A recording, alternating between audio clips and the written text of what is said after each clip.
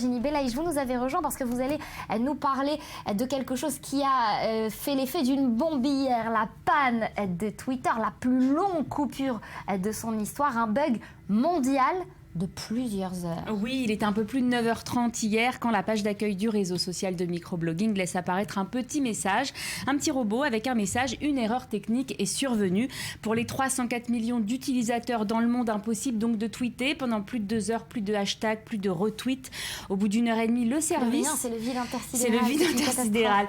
Au bout d'1 heure et demie, le service est revenu peu à peu à la normale. D'abord sur l'application mobile, puis ensuite sur le site. Ce qu'il faut savoir, c'est que c'est la première fois que Twitter vit une avarie d'une telle ampleur.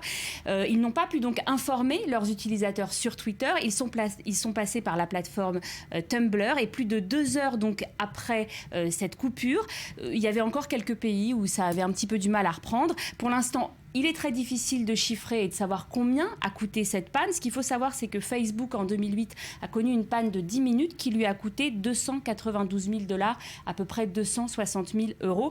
Pour le moment, aucune explication technique pour expliquer ce bug historique.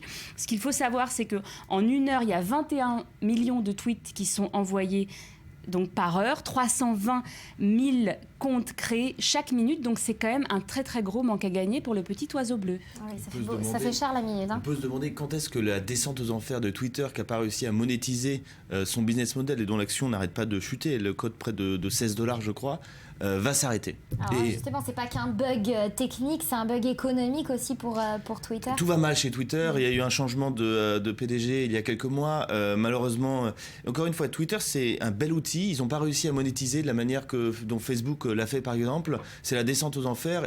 Ils savent pas... moi, personnellement, je pensais que Twitter allait se faire racheter au bout d'un moment, et il n'y a pas d'acquéreur pour l'instant. J'espère que les choses vont s'arranger, parce que c'est quand même un très bel outil de communication.